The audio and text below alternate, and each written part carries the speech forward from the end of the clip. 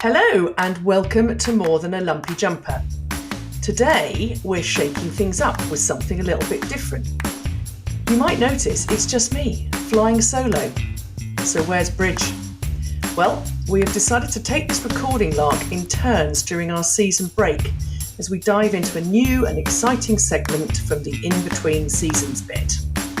We're turning the spotlight, or the microphone at least, onto some of our incredible listeners. That's right, instead of our usual content, we're bringing in actual listeners as guests.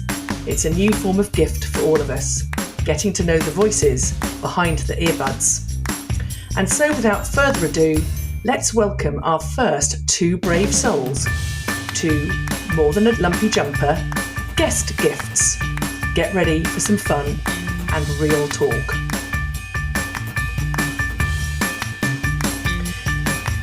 So, I'd like to introduce today Roger and Gail, or should I say, Gail and Roger.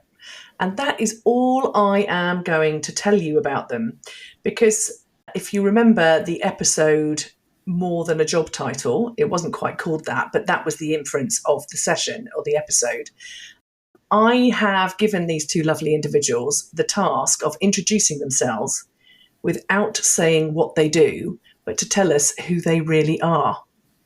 So, can I pick a willing volunteer from the two of you? I'm happy to go first, if you like, Bobby. Boom. Thanks, Roger. Okay, so the question is, who am I? Indeed. So, who are you? You know that I'm Roger.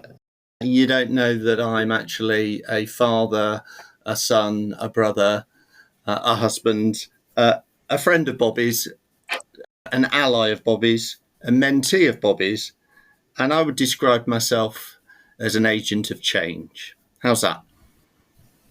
That's fabulous. That almost sounded rehearsed, Rog. Don't know what Gail, you're getting at. So I am going to give a little bit more intro to Gail, because I'm going to say, Gail with the gin, over to you. Gail with the gin, who's often called Isla. I bet you didn't know that either. I was actually christened Isla Gail, and sometimes people call me Isla, but I go by the name of Gail mostly. Who am I? I am a networker. I'm a connector. I love wonderful humans. I am a hugger, and I am a juggler. I'm a mum of a 10-year-old beautiful daughter and a 12-year-old Cocker Spaniel. And incidentally, and relative to both of you, I'm a wife of a veteran who's currently building his own business. So life is super busy. I'm an Australian Northumbrian, and I spend every other week in London. Well, fabulous intro. So thank you very much, both of you. So I have some questions for you today. I don't want it to preclude conversation, so we'll see how we go. But our starter for 10 is, I'll go with Gail this time. What made you start listening to More Than a Lumpy Jumper? Well, I had seen one of our mutual friends, Bobby, because we do actually have two mutual friends. But one of our mutual friends, who is a veteran, had posted or shared a couple of things that you'd posted on LinkedIn. He had made reference to you being a coach about 6 months before I actually reached a point where I practically begged for an introduction. So the reason I connected was that we reached out, we had a little bit of a conversation, and then you started posting updates from More Than a Lumpy Jumper, and it really resonated with me. As I said, I'm the wife of a veteran, but I am head of people for a veteran-owned business, and we're holders of Silver Award and part of the Armed Forces Covenant. So there were so many parts of More Than a Lumpy Jumper that reached out to me personally: the coaching bit, the people bit, the veteran bit, the HR bit. So it was just something that grabbed my attention. Bobby, I absolutely love both yours and Bridget's backgrounds, and I felt that I could learn a lot from you both. Oh, that's lovely. And I love how many connections that we actually have. And what's interesting, again, without giving the game away too much, is that, like, you're one of my newest friends, And then Rog, I'm sorry, I'm going to blow the whistle here, is one of my oldest friends. So I'm now very interested to hear what he has to say about, Roger, why did you start listening to More Than a Lumpy Jumper? You told me to, Bobby. No. Well, firstly, curiosity. When somebody you know pretty well tells you they're going to do something that is definitely a new thing for them, I was really keen to support my ally. And, I've been very fortunate in that all 3 times I've threatened to leave the army because I too am a veteran. I've gone to Bobby and said, "Ooh, what do you think? What will it be like?" Because Bobby embarked on her civilian career before mine, and she's been a fantastic ally. And I thought, well, the least I can do is listen to the first episode. And after the first one, I was pretty much hooked. Oh, so you see, I might have twisted your arm in the first instance, but I'm glad you decide to stay. And I also appreciate both of you are so quick to respond or to give some feedback or whatever it might be early doors. So I know that you are there on a Tuesday often, or very much in that first week, actually having a listen, and I can get some good feedback from it. So again, really appreciate that. So thank you. So as you are avid listeners, I'm going to let you two choose which one goes first now. What is your favourite episode and why? I'm happy to go, Roger. Yeah, fire away. Aside from your Australian guest, James Fulford Talbot, when he was talking about being aware of personal boundaries, I have to say, and maybe this is because it's my birthday month, but I loved the connection, friendship, and love theme in February earlier this year when you were talking about being a heart speaker, being a lovely lead. What I love about the podcast generally is that it's always a celebration of connection and relationships and love, and there's vulnerability and there's honesty. There are so many real life stories that come through all of the podcasts, in particular the most recent one with Alison Riley talking about her faith journey. What an amazing woman she is. Just so warm, and talking about resilience and self-awareness and her faith, but also the fact that, you know, she is dedicating her life to make people's lives better. And it was just a really open conversation, and that's what I love about all of the podcasts. But specifically to answer the question, being a heart speaker and being a lovely leader really resonated with me. It's who I am, it's who I aspire to be. You know, I've learned through listening to your podcast that it's always me that makes the connection. It's always me in the role that I do that, you know, brings people together. I want to empower others, enable others. I want people to see their own worth. I want people to, you know, lean into their own brilliance. And you and Bridget, through not only through the podcast, but maybe the last 3 years I've been in my current role, I'm in a leadership team who has contributed this too. But I've really learned to appreciate me and understand that it's okay to be me, and I'm encouraged to be me. I'm already enough. It's okay for me to be authentic. And in the leadership team, I am the only female. I am their yin to their yang, if you like. And I feel as though you and Bridget are often in the same room as me. And I look forward to the podcast because I get so much out of it in terms of kindness and empathy and compassion and love and treating people as people. That's what I love about them. Oh, and I love that.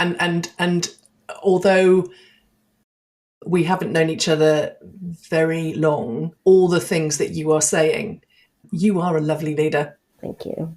Thanks. Rog. Yeah, that was really interesting. You picked that one, Gail, because there's a number of them I like. That was one in particular I like. And Bobby always ends her standard sessions with a quote. And there's a quote that I absolutely love. It's a military quote. It's from Field Marshal Lord Slim, and it's leadership is just plain you. You know, you are what you are, and you lead in the way that you lead. And for those people that don't know me, I wear my heart on my sleeve, and I recognise that at times that is a strength, and it's times it's a weakness. But it's my leadership style, and you get an authentic self by doing that. So that was a sort of one of my top ones. But my favourite one is being a dynamic team builder. And the reason is I absolutely love being in teams. In fact, I get quite grumpy if I'm not in a team. I think about the sports that I love, and there are very few individual ones. And I can't class golf as a sport. It has to be a pastime. So therefore, that one doesn't count. But I love being in teams. What the episode did for me was it was really interesting to hear some of the models you introduced. So Tuckman and Belbin, and I used Tuckman when I was a company commander at Sandhurst. So when I was training officer cadets to take up leadership roles in the army, one of my platoon commanders, a great guy called Ross Brookfield, who I'm pleased to say is now a senior man in the army and doing very well, said, look, have you ever heard of this model? And I hadn't. And we applied it to our team that was going to, a team of 9 that was to lead 90 young men through a year's training. And then we introduced it to those people on day one and explained the model and said, this will be the phases that we go through. And it had an immense impact on them. And the results spoke for themselves. It was a fantastic year where the team won just about every competition they could. But one of the key things in that episode that really spoke to me was the piece on onboarding and how when you have a team and somebody leaves it, you have to then regenerate the team. You have to form a new team. And onboarding to me is really important. And I've worked in organisations where it's been done very well and ones where it's been done very poorly. And I've been onboarding myself. I've done it twice in the last 3 years. And the experiences have been very different. So having a buddy, bringing them in, letting them know what's important to the team, understanding what it is that makes that person tick can make a massive difference to the team. And in my experience, if you overlook that, you can lose people very quickly at a point when they're quite vulnerable and when they're keen to make an impression and keen to literally come back on day 2 enthused rather than come back on day 2 and feel, are they in the right place? So for me, that sort of first impression onboarding was the bit that really resonated with me. Oh, thank you. I think what I'm hearing in the aspects that both of you have picked up is this, I'm going to use the word belonging, and we talk about that a lot as well, but I think that that's been drawn out by both of them. And the other thing that when I asked the two of you to come onto the same session, that I hadn't remembered at the time, and yet I'm gloriously struck by right now, is here I have 2 people who lead with heart. You're both absolutely right with that. And I would not say a weakness, Rog. I think that sometimes it can be an overplayed strength, but we still keep with the language of it being a strength because we are pointing to the fact that we are all learning, and I'm counting myself in this little threesome now as well, that we are in this space where we are embracing who we really are and not apologizing for being passionate and loving people and wanting the best for them and challenging it when there are other people working with us who don't believe the same. And so I'm just sitting here smiling, thinking, oh, yes, we had a little military connection, but here we are again with connection about how we all lead, which is wonderful. I think both of you have said something about the learning that you're taking from the episodes that you've picked. But is there anything else that you want to say about the learning bit that you might not do? I mean, Roger? There's a couple of things for me. So every day is a school day for me. We're all learning every day. What I love about the episodes is not just listening to them, is then going and picking up on the material. So I'll give you an example from being a dynamic team builder. I think it was Bridge introduced, there's the Avengers videos. So I went and watched those, and there was me thinking I was going to get 1970s Avengers. But no, I didn't. I got 21st century film Avengers, which was brilliant. But I love the links because what they do is if something whets your appetite, there's, numerous things you can go and do in various media. If you want to read, if you want to watch, you can go and find out more, which I think is great for new things that are introduced that perhaps people haven't heard of. They can go and explore some more. You make no apologies, Bobby, for hating difficult conversations and performance appraisal processes done badly. And I use your quotes, there's no such thing as a difficult conversation, regularly. In fact, I think I said it at about 12 o'clock in a session that I ran with a new cohort of development managers. But similar to Roger, I learn something all the time, and I love the links too. Even this week, Bridget was talking about silent meetings. What on earth is that about? And virtual reality meetings. I mean, I'm going to a silent disco in November. That's how planned I am. But the concept of a silent meeting, I do remember actually, my husband did a stint as a veteran, as so many do, at Amazon. And they did have time carved aside at the beginning of every meeting so that everybody could take that 10, 15 minutes to read through the documentation that had been shared that was going to be discussed in the meeting, I think. Yeah, yeah. And that's an interesting concept, that for that period of time in a meeting, you don't say anything. Yeah. That would be really difficult for me. I almost found it impossible, but I was the one that introduced it in certain places as well, thinking, oh, well, there's nothing like challenging myself.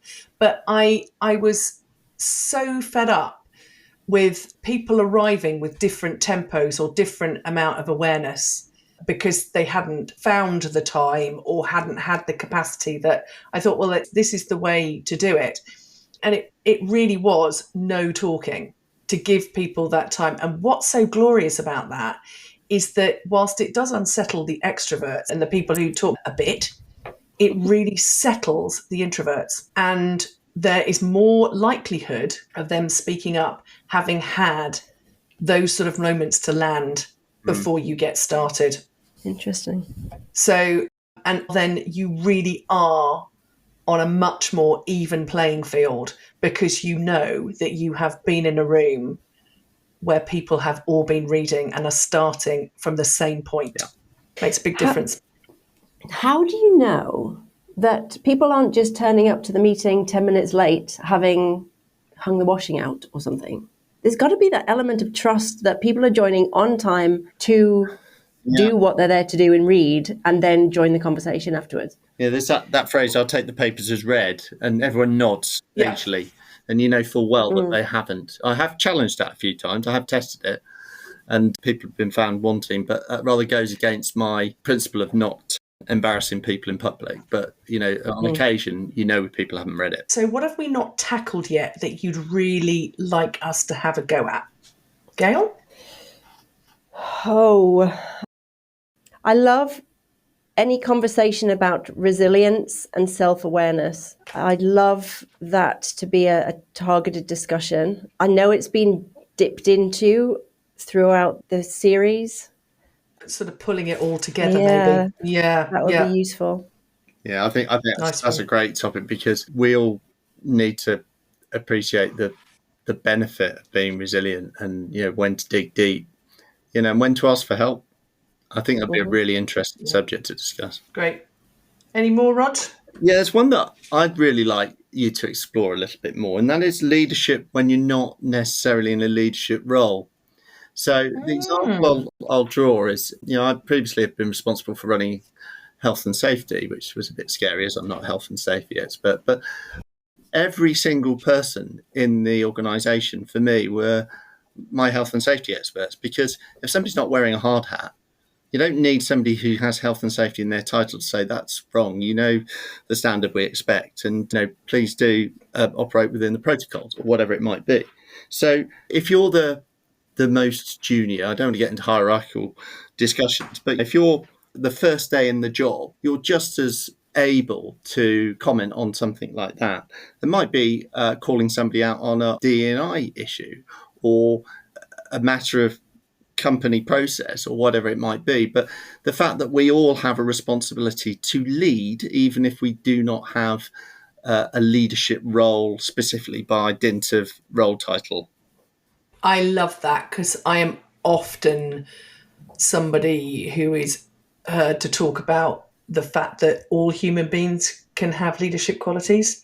We're back to not needing the title or the structure or the hierarchy. I love it when one of my sons calls me out on something in which they're not an expert, but they're speaking complete common sense, and say, well, that's pretty barking, isn't it? And you look at it and go, yeah, you're right. And sometimes it takes somebody to look at it through a different lens and just remind us of what we should be doing. Yeah, and it takes an organisation to be willing to identify the qualities in everybody, because I can almost hear it about, oh no, we don't want to be doing that because we'll give them ideas that they can get promoted into something or whatever it might be. And that's not what we're saying. It is about taking the lead on something, or the challenge, or whatever the skill set, or having the emotional intelligence to know that another member of the team, all of those qualities that we look for in leaders, you don't just hang out in them once you've got the leadership position. I mean, that's the whole thing about making sure that people are actually getting the opportunity to utilize those skills or to develop those skills before they get there. That's half of the issue, half of the time. I mean, I don't know what you think about that, Gail. I think emotional intelligence, back to your original question, is a totally huge topic that could be given a whole hour itself. Yeah. I've got a quote for you, and this will go far and wide. I said fairly recently that I find emotional intelligence extremely sexy. Excellent. Well, that's going to be used somewhere. I'm just writing that down now so I don't forget. Would you like to say more? No. I've gone bright red. I'm glad the camera's... Oh dear. Yes. Well, the mind boggles. But well, yes. I just think that people who are confident and aware and knowledgeable and have wisdom and can be that guide and supporter and all of that stuff, it's hot right now. Yeah. Do you know what? But all joking aside, you say extremely sexy. I remember when I was going through one of the first coaching training things that I actually did, and one of the teachers there talked about watch for somebody's eyes shining. Yep. Yeah. And when you really see somebody that comes from having great emotional intelligence, for somebody to be really seen, you'll see their eyes shining, and they won't necessarily be crying, but their eyes will be brighter all of a sudden. And that is absolutely sexy. So I do agree with you. It's just another way of saying it. If you'd like to find a new way of talking about it, do you know, so you don't get yourself into a lot of trouble. Maybe I did say attractive. I think I may have actually said attractive. But why not elaborate on the truth? But, like their eyes shining, I really do get chills when I see others get a light bulb moment. Yeah. When I can see in them what I want them to see, that is amazing for me. I come from a recruitment background, Roger, and that connection, knowing that I've brought somebody to a place that is of brilliance, and I've had some little part of that. That is amazing for me. I'm exactly the same. I love seeing people promoted that, I've worked with, that in some way I may have written an appraisal on. Just last week, the person I worked with got one of our star awards. So company of about 1,300, shortlist of about 100 people, and one of 10 people and somebody I worked with. And just brilliant to see that. Mm-hmm. And I love that feeling that they are getting joy out of their work. We spend so much time doing work. It should be enjoyable. Absolutely. I think that would be a wonderful topic, and we can return to emotional intelligence being extremely sexy. I'm just writing it down for the podcast episode title. The title, I'm intrigued, Bobby. You got me on the edge of my seat. I think I'll just have it as being sexy in EI or something along the lines. It's just brilliant, and we'll know exactly where it came from. Joyous. I should have not had that gin. No, you should drink more. So finally, a bit like I think I said, the ice bucket challenge, we're now going to pay it forward. So, Gail, who are the 3 people in your network who you are going to name that you think that would enjoy this podcast? Oh, I struggled with this one. Firstly, I'd like my husband to listen to it. This is hard for me because I do tell everybody about it.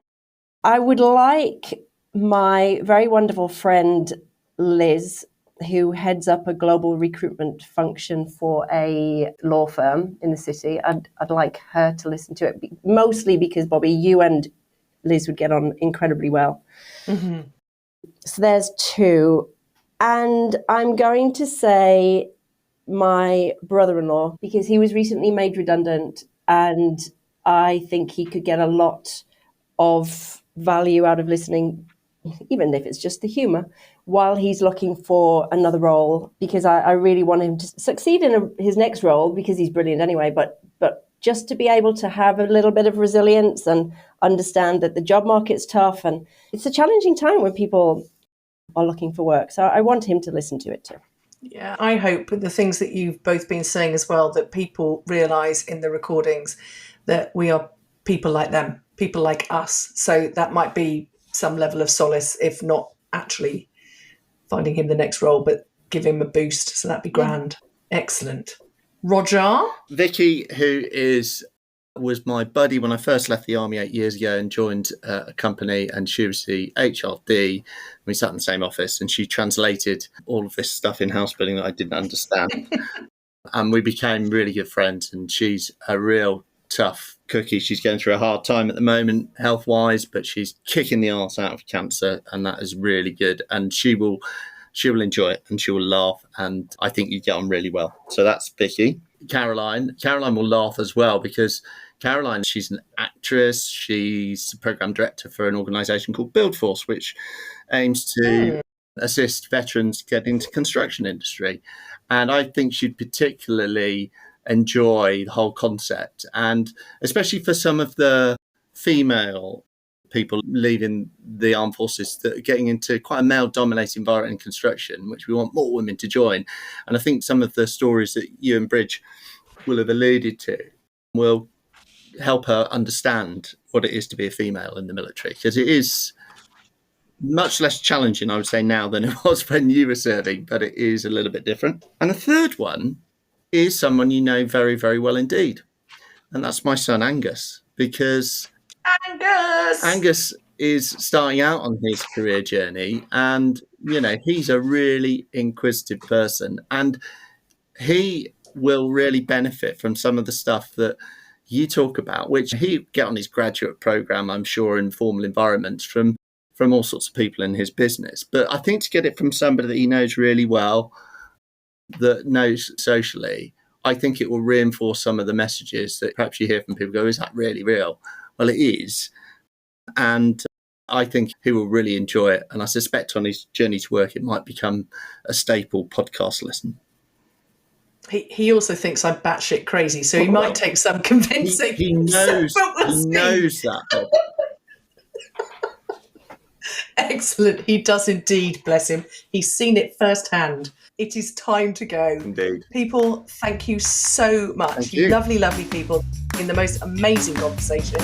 And I am looking forward to putting this out over the airways. Thank you very much indeed. Thank you both, and get well to Vicky. Yes, indeed. Take care. Thanks both. Thanks. Bye-bye. Bye-bye.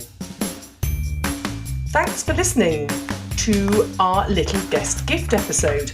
Next week, it's back to Bridget's turn to fly solo with the first of her guests. She'll be joined by more wonderful listeners to share their favourite episodes, discuss what they're learning, and tell us what they want more of. Until then, have a fantastic week. Why not take a stroll through our archive and rediscover more past episodes? Or don't. There's always a choice. And if you do love what you're hearing, please vote for us in the British Podcast Awards. Till next week. Bye.